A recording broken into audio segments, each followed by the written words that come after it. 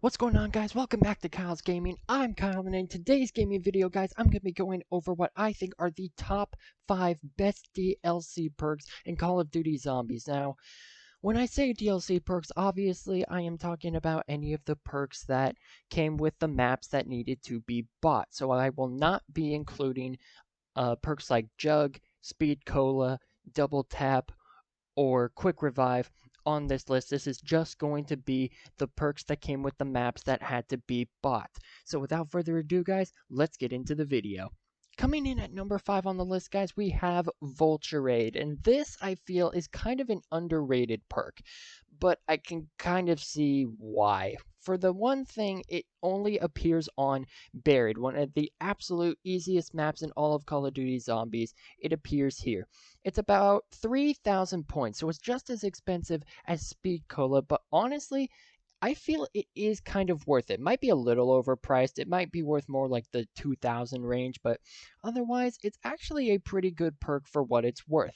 What it does is it kind of shows you everything around the map using glowing icons. So like it'll show you where weapons are, where the mystery box is, if that ever ends up disappearing, and it's really good in that sense. Another thing that it does is there will be certain zombies that when you kill them, they emit some kind of green mist that makes you smell like the zombies, and it will turn them away from you, giving you a brief moment to reload, kind of set yourself back up after a horde, and it can be really good for that. The last thing it does is it has the zombies drop a little bit of ammunition and a little bit of money whenever they die. So it is really good for that as well. Now, the problem is it doesn't give you a ton of money, it doesn't give you a ton of ammunition. It's worth 3,000 points and it's only on Buried. I'm not entirely sure if they ever put it in the Wonder Fizz machine on Origins. If they did, then it's technically only on 2 maps.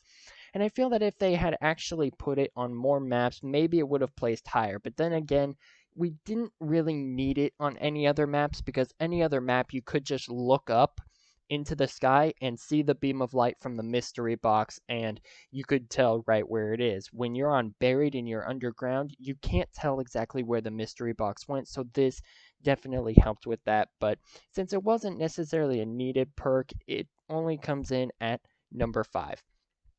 Moving on down to the number 4 spot, we have Deadshot Daiquiri. Now, in my last list of the top 5 pointless perks, this came in at number 5, and here it comes in only at number 4 because it is still rather pointless, but it is still a good perk.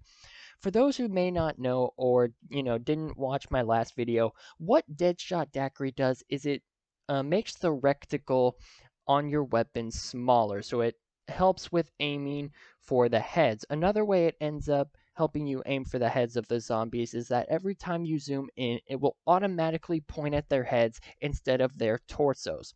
The last thing that it does is when you have a sniper rifle and you zoom in, normally you see that thing that says press the left stick to hold your breath and hold the weapon steady. Well, this gets rid of that and allows you to be able to aim perfectly. You don't have to hold your breath for however long, and then when you take a breath, it starts swaying around all crazy like, so it gets rid of that. So it's really good for maps like Origins where you absolutely have to get headshots in order to unlock a pack-a-punched weapon, and if you're just going for the most headshots in the game. So even though it is technically pointless and it's not necessarily a needed perk, like you could still get. Okay, so in moments where you're only allowed up to 4 perks, it's not really one of the perks that you want as your 4. Like, for instance, on Mob of the Dead, if I have to choose between a Deadshot Daiquiri and one of the other perks that's going to end up on this list, I'm honestly going to go with that other perk. It's a lot better than Deadshot. I always feel like if I'm in a position where I have to choose between Deadshot and another perk, I'm going to go with that other perk and not necessarily Deadshot. But that doesn't mean that it's a bad perk, and it shows up here at number 4. Moving on down to the number 3 spot, guys, we have Stamina Up. Now, I'll be honest, for the longest time, I had no idea that Stamina Up was actually a DLC perk. Like I said in my last video, I got my start on Black Ops 2 Zombies, and the only time it showed up in Black Ops 2 Zombies before I bought all of the maps was on Town. apparently they couldn't be bothered. Or no, actually, they did put it in transit. They put it on both transit and town. So that's kind of how I figured out that it was a perk, but I didn't know that it was actually a DLC perk until I played Black Ops 1 Ascension, which is where it made its first appearance. Stamina Up to me has to come in at number 3 here because it is such a really good perk for being able to move around the maps. The only problem that I have with it is the fact that it's really all it's good for. Yes, it gives you a 7% increase in your speed. And as you see here in the video, I am just jumping right through these zombies. I'm running right past them and they're not able to hit me except for maybe once. And I do like that. But it seems like they put it on maps where it's not entirely necessary, like on town. I can understand why they may want you to kind of understand what Stamina Up does, but it's not needed for town. Now, on a place like Transit, where it is basically 5 maps all smushed together into one, it's almost pointless to have it there because let's say you're at the bus depot and you're playing with a guy who goes down at the power station.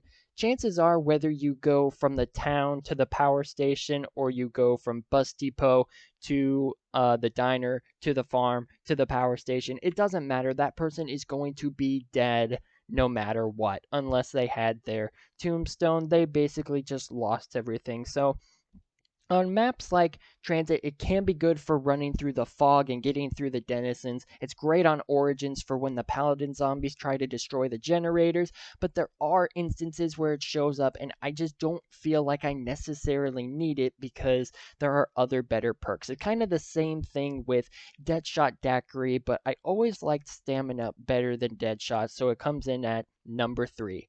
Moving on down to the number 2 spot, this is one that I haven't given a lot of credit to in the past, and it is PhD Flopper. I guess really the only reason I didn't give it a lot of credit was because I never got to use it. Growing up with Black Ops 2, Treyarch only put it essentially on 2 maps. Buried as a sort of perma perk and Origins in the Wonder Fizz machine. Otherwise, it was not its own machine unless you played like Grief on Mob of the Dead. And any other maps that it showed up on, it was basically just a troll because you could not get it. And that's what I really hate Treyarch for. Believe me, I love their zombies and their zombie maps and everything, but come on. Once I got a taste for PhD Flopper when I played Black Ops 1 Ascension, I just absolutely fell in love with it.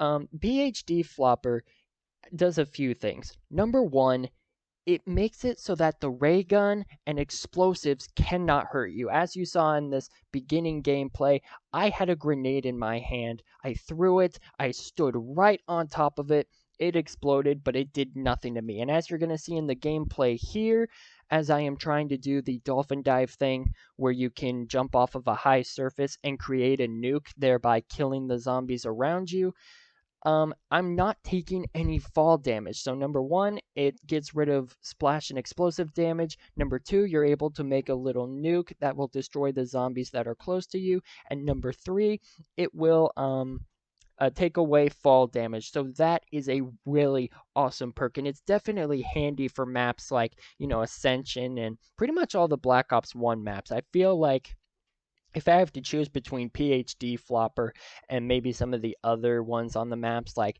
Deadshot or Mule Kick or something, I'm definitely going to go with PhD Flopper.